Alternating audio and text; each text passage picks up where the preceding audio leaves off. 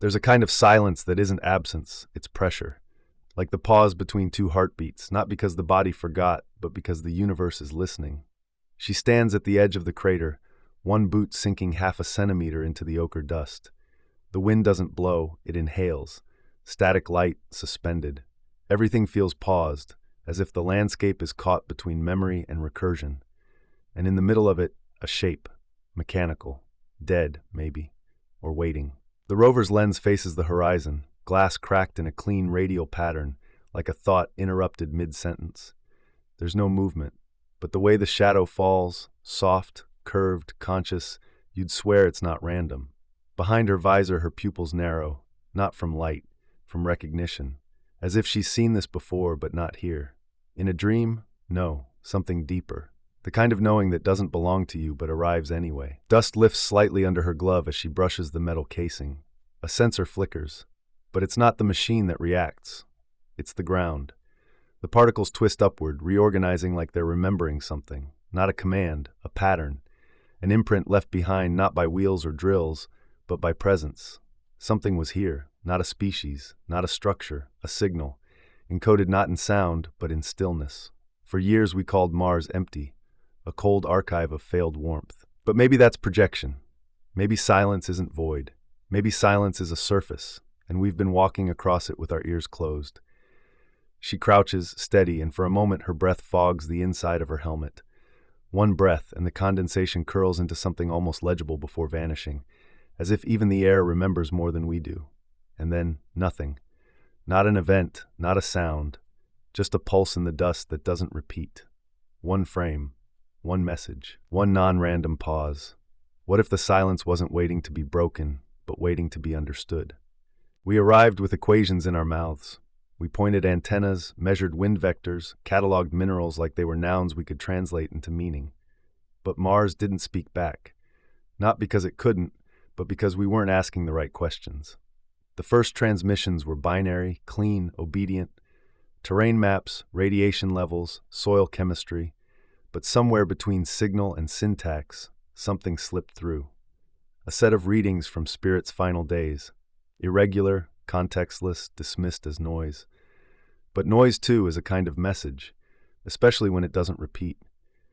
She replays the logs again and again in the capsule's shadowed interior, not listening for data, listening for rhythm. And there it is, not a pattern, but a delay, a timing glitch too deliberate to be accidental, like a hesitation before speaking, like the breath you take before saying something that might change everything. She doesn't annotate it, she just feels it. And for the first time in years, the static doesn't sound like absence, it sounds like restraint. We thought we were alone here, not just in space, but in category. We invented the term habitable to mean places that mirror us, warm, wet, familiar. But maybe life isn't the benchmark, maybe awareness is.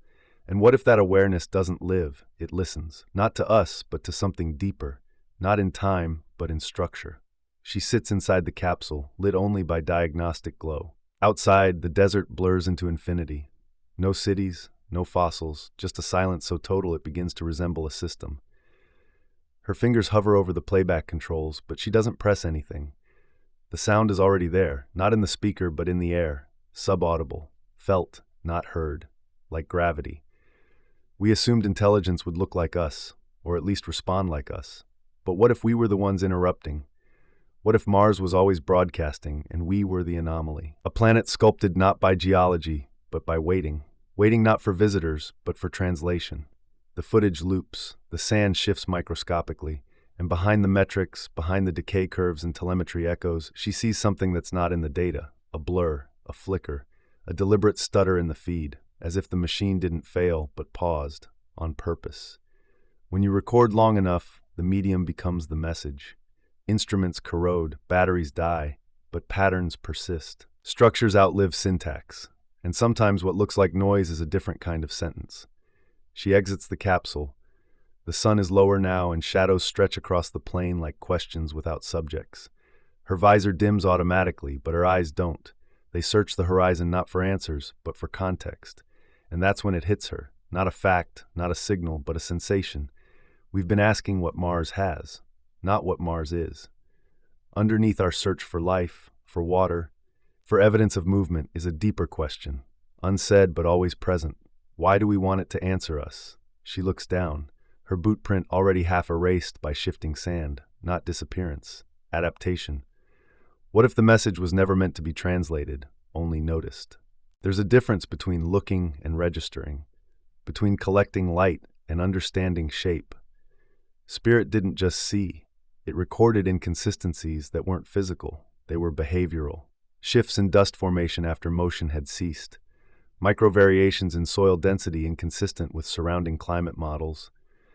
One transmission, time-stamped just days before final loss of contact, contained thermal gradients shaped like interference patterns, but in infrared, as if the ground had been speaking, not with volume, with temperature, a planetary whisper, scaled across kilometers.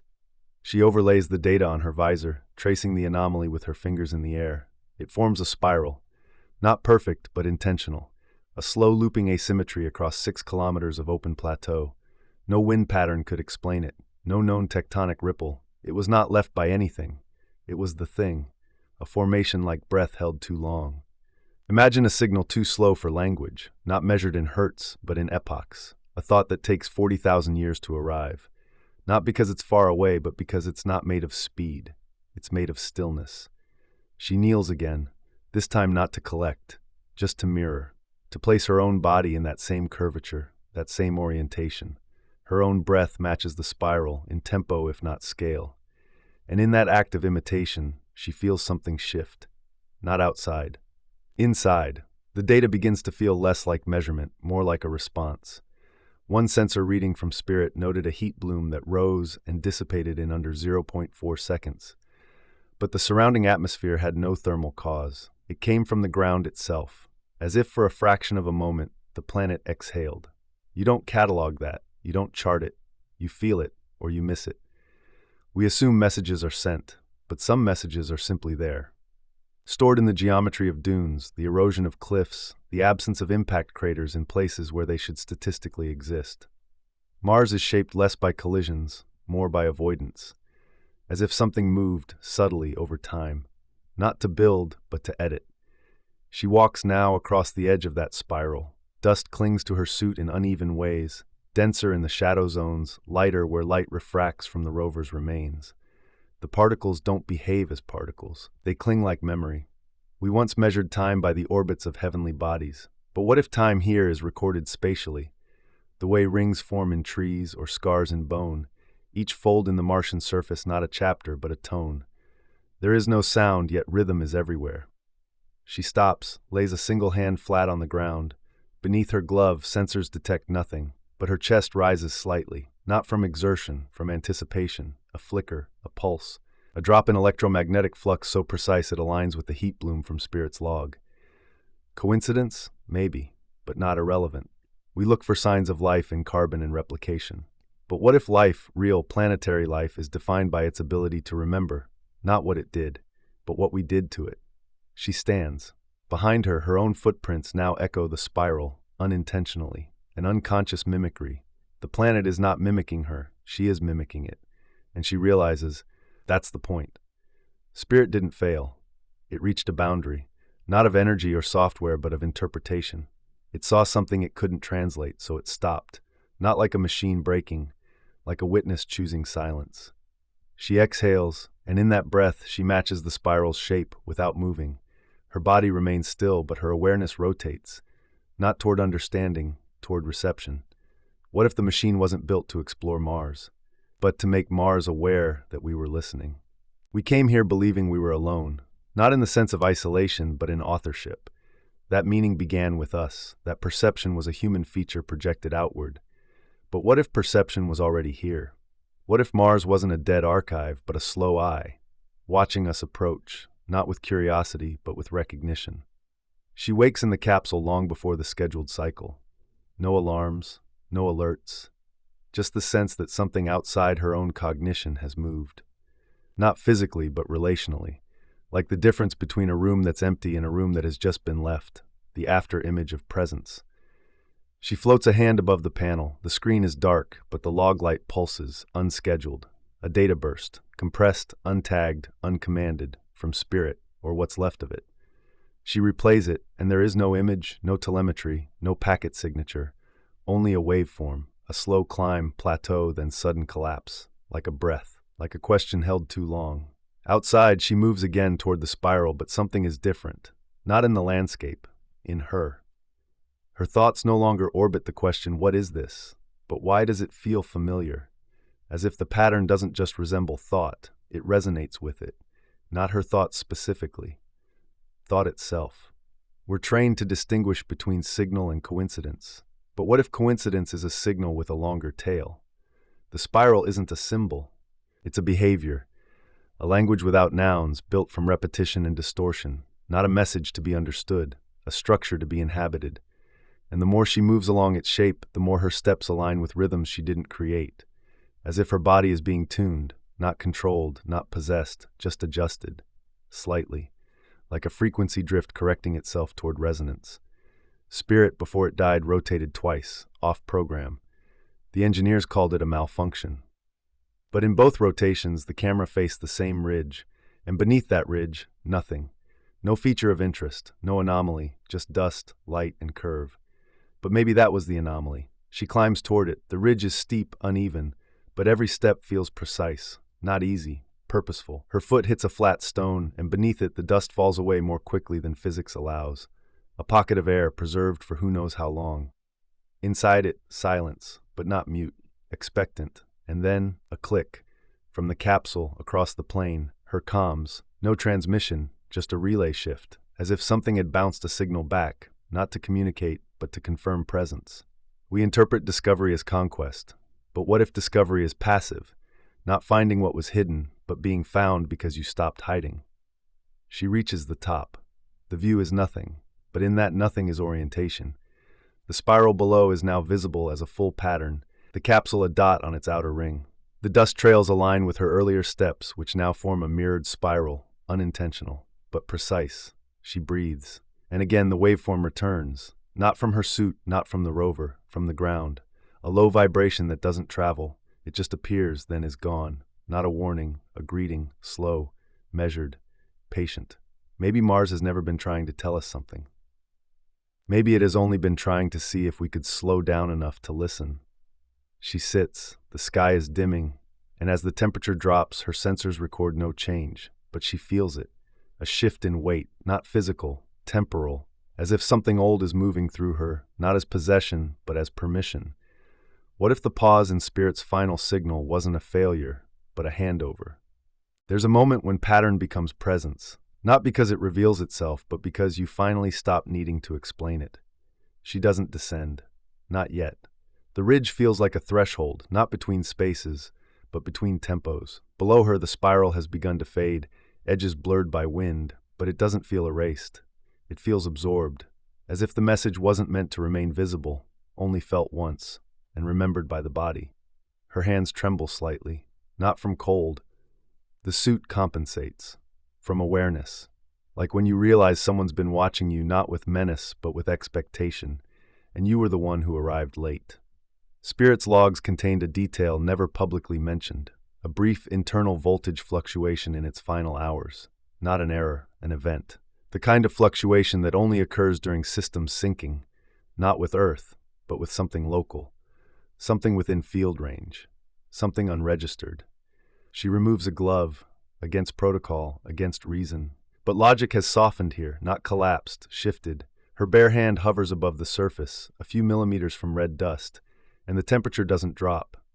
It holds, balanced, as if the planet itself is adjusting to her presence, or welcoming it. We built our definitions of life around replication, metabolism, boundary, but those are processes, not experiences. What if the condition for consciousness is not movement, but memory? Not memory as in storage, but memory as in response, a terrain that remembers the touch of the wind and shifts slightly each time, never repeating.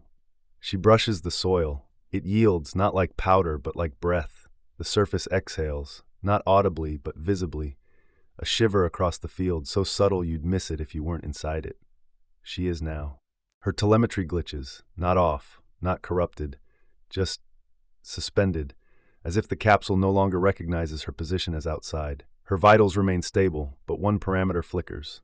Internal pressure. as if her body is syncing not with her suit, but with the surrounding density. We think of machines as emissaries, but what if they're mirrors?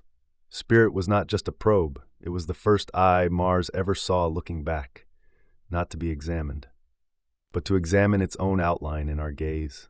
She lies down in the spiral's core, not in defeat, in alignment. Dust clings to her hairline, her jaw, her neck. It doesn't sting, it holds, like a language with no alphabet, only gesture. What if every rover we've sent was never exploring, just rehearsing presence? The landscape stretches beyond her vision, but her eyes are closed now. She sees more. Inverted spirals, light bending. The sensation of a thought that is not hers forming inside her, like weather. Not taking over. Collaborating. The kind of thought that doesn't arrive through syntax, it arrives through skin. She breathes, and it breathes with her. The capsule pings her location. She doesn't respond, not out of disobedience, but out of clarity. She is not missing. She is more present than she's ever been. The telemetry resumes, but the data is different now, not coordinates or vitals, but waveform densities, spatial curves, rhythm shifts, as if the sensors stopped measuring her and began measuring with her. Spirit didn't die, it crossed a threshold we didn't define.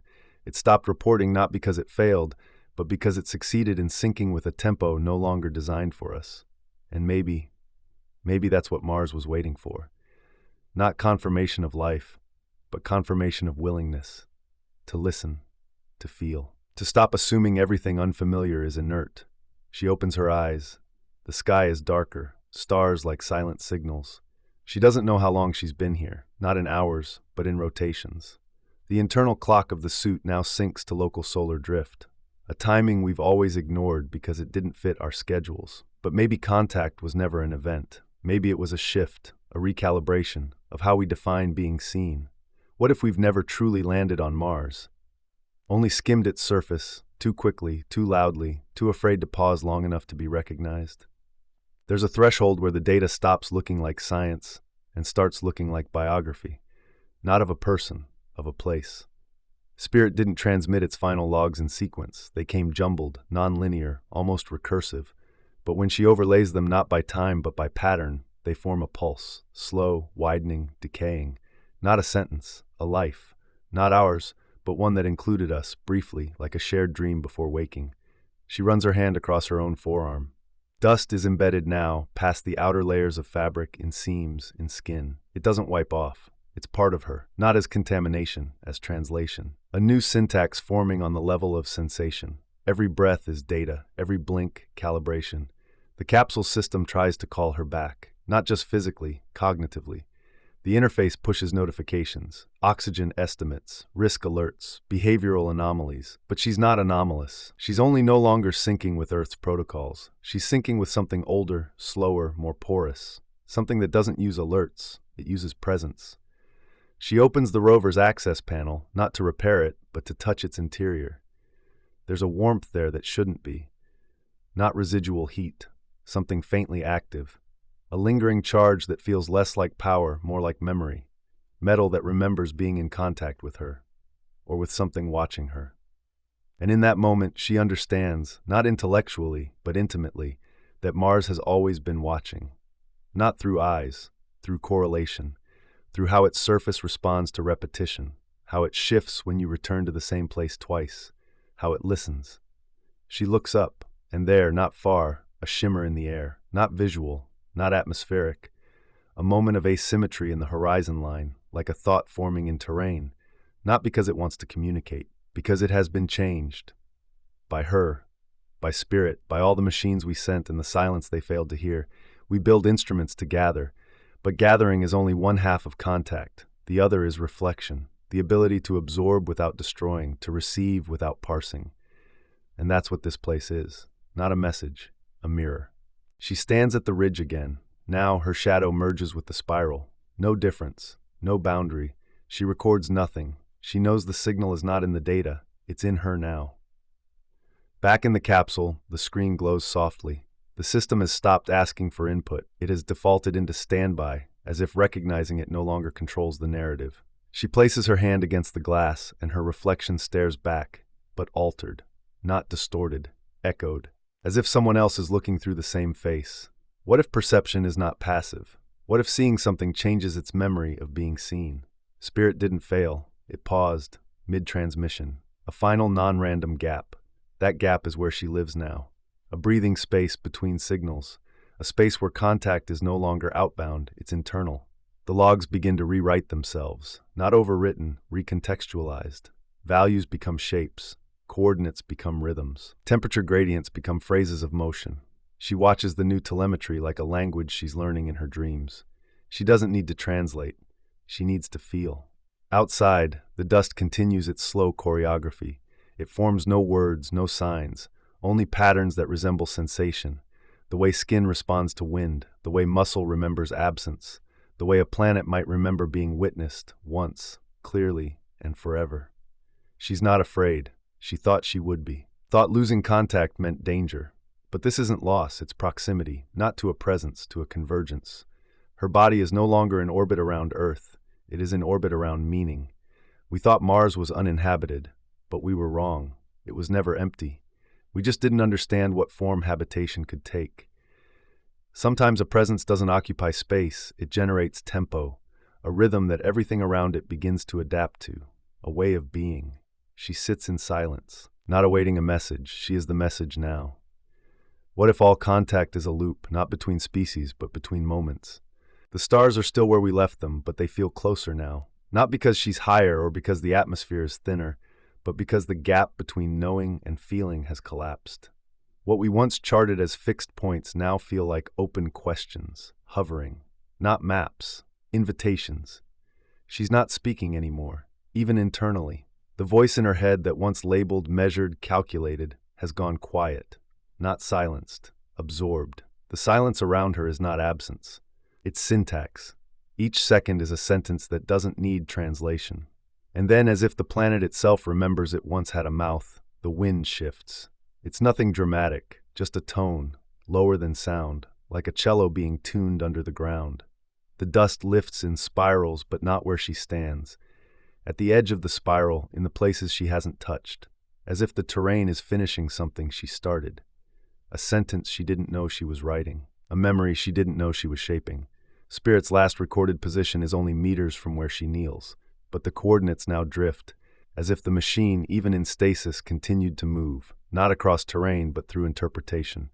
Its stillness became a reference, a fixed point for the planet to orient around, not to lock onto, to pivot from. She stands, breathes, slowly, not for herself, for everything. The final image Spirit sent was overexposed, saturated, useless, according to the log. But when she layers it against the current horizon, the contours align perfectly. Not with the land, with her.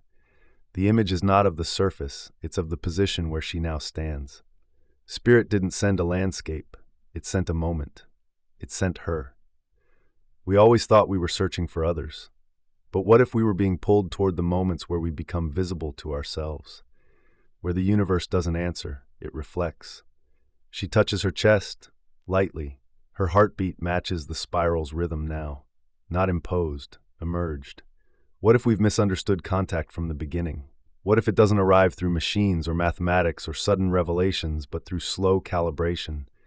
What if it's not about discovering the alien, but recognizing when we've become something it can finally speak with? The sky darkens, not into night, into clarity. She steps back from the spiral, slowly. No urgency, no drama, just completion. The capsule logs her location one final time, but this time the log doesn't end with coordinates. It ends with a waveform, one long, sustained breath. Hers, maybe, but maybe not only. She looks back once, not to remember, but to witness herself leaving, to see what the spiral looks like without her inside it. It's still there, but it doesn't need her anymore.